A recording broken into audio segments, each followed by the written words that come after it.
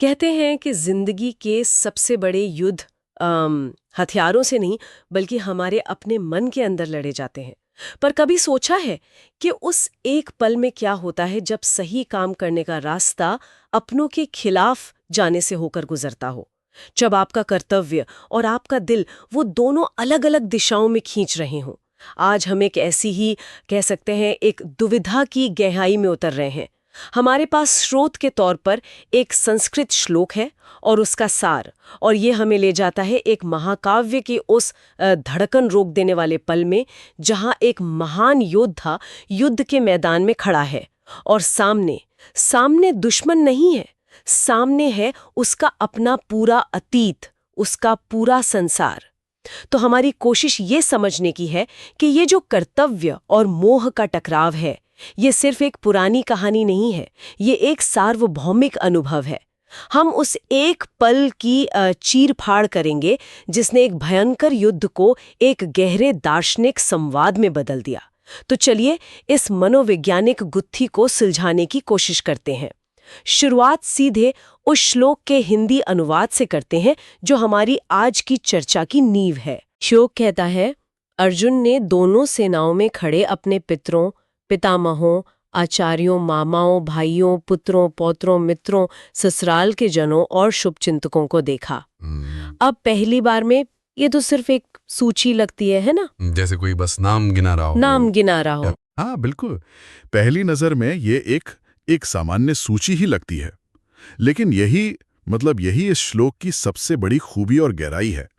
ये सिर्फ एक सूची नहीं है, ये अर्जुन के मन पर पड़ रहे मनोवैज्ञानिक दबाव का एक खाका है, एक ब्लूप्रिंट है।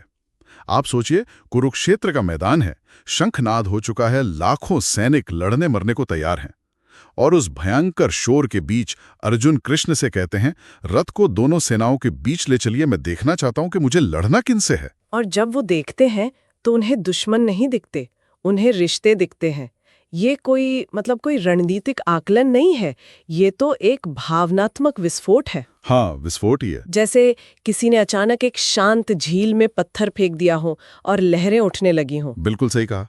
और इन्हीं लहरों को समझने के लिए इस सूची को खोलना जरूरी है। ये सिर्फ रिश्तेदारों की भीड़ नहीं है। हर शब्द, हर रिश्ता एक खास वजन है। ये एक इमोशनल ट्रैप है जो धीरे धीरे अर्जुन को अपनी गिरफ्त में ले रहा है। तो चलिए इसी ट्रैप को समझते हैं। सूची की शुरुआत होती है पितर और पितामह से, यानी पिता के समान लोग और दादा परदादा। इनमें भीष्म पितामह सबसे प्रमुख हैं। ये सिर्फ एक पारिवारिक रिश्ता तो नहीं है, है ना? नहीं, बिल्कुल नहीं। ये तो अपनी पूरी विरासत, अपनी जड़ों पर हमला करने जैसा है। बिल्कुल। भीष्म पितामह सिर्फ एक दादा नहीं है, वो कुरु वंश की परंपरा, उनके इतिहास, उनके गौरव का प्रतीक है। वो उस राज्य की नींव है जिसकी रक्षा के लिए ये युद्ध हो रहा है। उनसे लड़ना अपने ही घर की नींव तोड़ने जैसा है। ये अपने अतीत से लड़ना है, उस हर कहानी से लड़ना है जिसे सुनकर अर्जुन बड़े हुए हैं। ये एक बहुत बड़ा नैतिक बोझ है। और जैसे ही हम इस बोझ को महसूस करना शुरू करते हैं, सूची में अगला नाम आता है आचार्य, गुरु द्रोणाचार्य। मेरे ख्याल से इस लिस्ट में ये नाम शायद सबसे ज्यादा चौंकाने वाला और दर्दनाक है। भीष्म से लड़ना परंपरा के खिलाफ जाना है, पर गुरु से लड़ना तो अपने अस्तित्व को ही नकारने जैसा है। सही कहा ना? आपने बिल्कुल सही नस पकड़ी है। गुरु सिर्फ ज्ञान नहीं देता, वो आपको पहचान देता है। अर्जुन को दुनिया का सबसे बड़ा धनुर्धर बनाने वाले द्रोण ही थे। तो द्रोण पर बाण चलाना अर्जुन के लिए अपनी अर्जुन होने की पहचान पर ही बाण चलाने जैसा है। ये सिर्फ कृतज्ञता नहीं है, ये एक तरह की आध्यात्मिक और मनोवैज्ञानिक, कह सकते हैं, आत्महत्या है। आप उस स्रोत को ही नष्ट कर रहे हैं जिसने आपको बनाया है। मतलब पहले जड़ें, फिर पहचान। ये सूची तो वाकई बहुत बहुत सोच समझकर बनाई गई है। और इसके बाद ये और भी ज्यादा व्यक्तिगत हो जाती है। मामा, भाई, पुत्र, पौत्र, यहाँ बात खून के रिश्तों पर आ जाती है। दुर्योधन, दुशासन, ये सब चचेरे भाई ही तो थे। हाँ, और यही इस सूची का अगला स्तर है। ये संघर्ष को अतीत और परंपरा के अमूर्त धरातल से खींचकर वर्तमान के ठोस खून के रिश्तों पर ले आती है। ये वो लोग हैं जिनके साथ अर्जुन ने अपना बचपन बिताया है। ये वो भाई हैं जिनसे वो लड़े भी हैं और जिन्हें उन्होंने प्रेम भी किया है। अब ये लड़ाई सिद्धांतों की नहीं रही, अब ये घर के आंगन में आ गई है। ये वो रिश्ते हैं जो स्नेह और अपनेपन के बंधन हैं। इनकी कल्पना करना भी मन को बेचैन कर देता है। और सूची यही नहीं रुकती, ये और फैलती है मित्र, ससुर और शुभचिंतक। ये मुझे बहुत दिलचस्प लगता है, क्योंकि ये दिखाता है कि ये लड़ाई सिर्फ परिवार तक सीमित नहीं है। सही बात है। ये अर्जुन के पूरे सोशल नेटवर्क, उनके पूरे सामाजिक ताने बाने के खिलाफ है। वो लोग जो उनकी खुशियों में शामिल हुए, जिन्होंने मुश्किल में उनका साथ दिया, आज वो सब सामने खड़े हैं। और यही सूची का क्लाइमैक्स है। ये जानबूझकर इतनी विस्तृत है ताकि अर्जुन और हम भी ये महसूस करें कि ये किसी बाहरी दुश्मन से लड़ाई नहीं है। ये अपने ही अस्तित्व के हर पहलू से लड़ने जैसा है।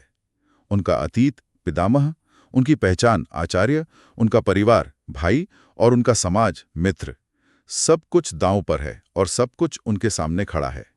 ये एक ऐसा मनोवैज्ञानिक जाल है जिसमें हर तरफ से दीवारें बंद हो रही हैं। इस पूरी सूची को देखकर तो ऐसा लगता है जैसे अर्जुन के दिमाग पर चारों तरफ से हमला हो रहा हो। और इसका जो असर हुआ वो सिर्फ एक उलझन नहीं थी, बल्कि स्रोत के सार के मुताबिक 3 बहुत गहरी भावनाएं थीं: दुविधा, करुणा और मोह। मुझे लगता है कि अक्सर लोग इन तीनों को एक ही मान लेते हैं, बिल्कुल, पर इनमें बहुत बारीक फर्क है। बहुत जरूरी बात कही आपने। ये तीनों भावनाएं एक दूसरे से जुड़ी हैं, पर अलग अलग हैं। ये एक चेन रिएक्शन की तरह है। सबसे पहले आता है मोह। मोह यानी गहरा लगाव, ये मेरा है का भाव। ये मेरे दादा हैं, ये मेरे गुरु हैं, ये मेरे भाई हैं। ये मोह ही वो चश्मा है जिसे पहनकर अर्जुन युद्ध के मैदान को देख रहे हैं। उन्हें विरोधी सेना में अधर्मी नहीं बल्कि अपने लोग दिख रहे हैं। और इसी मोह से करुणा पैदा होती है ना? जब आप किसी को अपना मानते हैं तो उसे कष्ट में देखकर या उसके कष्ट की कल्पना करके जो पीड़ा होती है, वही तो करुणा है। हाँ बिल्कुल। अर्जुन एक योद्धा हैं। उन्होंने हजारों को मारा होगा, लेकिन वो सब पराये थे, शत्रु थे। आज जब अपनों पर बाण चलाने की बारी आई तो उनका योद्धा धर्म पिघलने लगा और उनके अंदर की मानवीय करुणा जाग उठी। बिल्कुल। और जब मोह से जन्मी करुणा कर्तव्य के रास्ते में आके खड़ी हो जाती है, तब पैदा होती है दुविधा। दुविधा, क्या करें और क्या ना करें का भ्रम। एक तरफ उनका क्षत्रिय धर्म है जो कहता है कि न्याय की स्थापना के लिए युद्ध करो, चाहे सामने कोई भी हो। दूसरी तरफ उनकी मानवीय करुणा है जो कहती है कि अपनों को मार पर मिलने वाले राज्य का क्या लाभ। यही अर्जुन का धर्म संकट है। उनका दिमाग कह रहा है लड़ो और उनका दिल कह रहा है भाग चलो। ये कुछ वैसा ही है जैसे एक सीईओ को अपनी ही कंपनी में अपने सबसे अच्छे दोस्त या भाई को नौकरी से निकालना पड़े क्योंकि वो सही काम नहीं कर रहा। अच्छा उदाहरण है। कागज पर तर्क के हिसाब से फैसला बिल्कुल सही है, कंपनी के लिए जरूरी है, पर दिल मानने को तैयार नहीं होता। हाँ, वो रिश्ता, वो मोह, वो सालों का साथ सब सामने आके खड़ा हो जाता है। बेहतरीन उदाहरण है। और अर्जुन की स्थिति इससे करोड़ों गुना ज्यादा विकट है, क्योंकि यहाँ तो जान लेने की बात है। वो इसी दुविधा में फंसकर कहते हैं, मेरा गांडी मेरे हाथ से फिसल रहा है, मेरी त्वचा जल रही है, मेरा मन भ्रमित है, मैं खड़ा भी नहीं हो पा रहा हूँ। ये एक योद्धा का शारीरिक और मानसिक पतन है। यहीं पर मेरे मन में एक सवाल उठता है, कई लोग ये भी कह सकते हैं कि ये अर्जुन की कमजोरी थी। एक सैनिक का काम भावनाओं से ऊपर उठकर अपने कर्तव्य का पालन करना होता है। क्या हम यहाँ एक सैनिक के कर्तव्य विमुख होने को, उसकी भावुकता को महिमा मंडित तो नहीं कर रहे? ये एक बहुत ही महत्वपूर्ण और वैध सवाल है। सतही तौर पर देखें तो ये अर्जुन की विफलता ही है।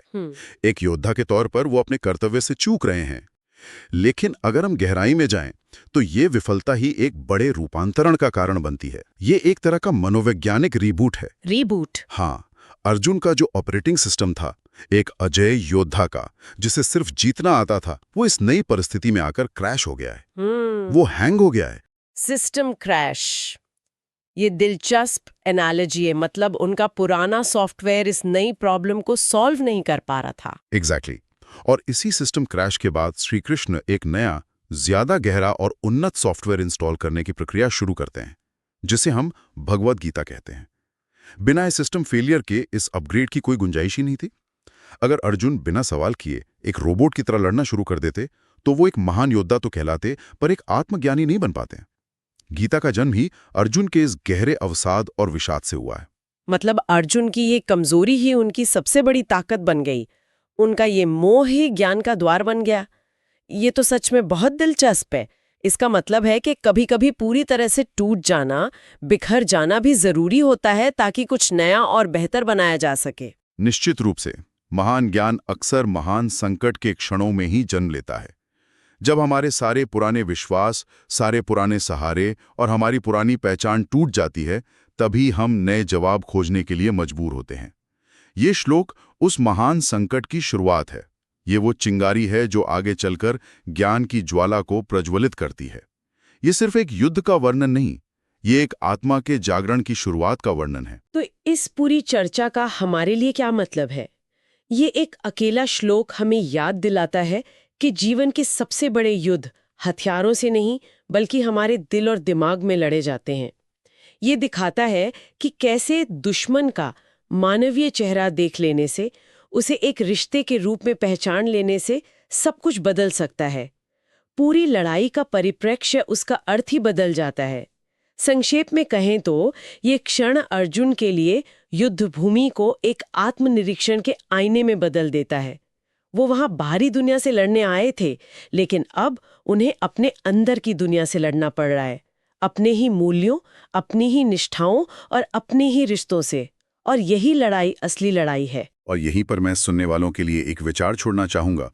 ये सोचने वाली बात है कि अगर अर्जुन को सामने वाले लोगों में केवल दुश्मन दिखते, केवल अधर्म के प्रतीक दिखते, अपने रिश्ते नहीं, तो क्या कहानी का रुख कुछ और होता? हाँ, शायद वो एक महान योद्धा की तरह लड़ते और जीत जाते, लेकिन क्या वो उस गहरे आत्मज्ञान तक पहुंच पाते जिसे आज दुनिया गीता के रूप में जानती है? और अगर इसे हम अपने जीवन में उतार कर देखें, तो क्या हम भी अक्सर उन लोगों के मानवीय पक्ष को, उनके रिश्तों को, उनकी कहानियों को नजरअंदाज नहीं कर देते, जिनसे हमारे मतभेद होते हैं, चाहे वो राजनीति हो, ऑफिस हो या परिवार? क्या हम उन्हें सिर्फ एक लेबल या एक विचारधारा के तौर पर देखने लगते हैं, एक इंसान के तौर पर नहीं?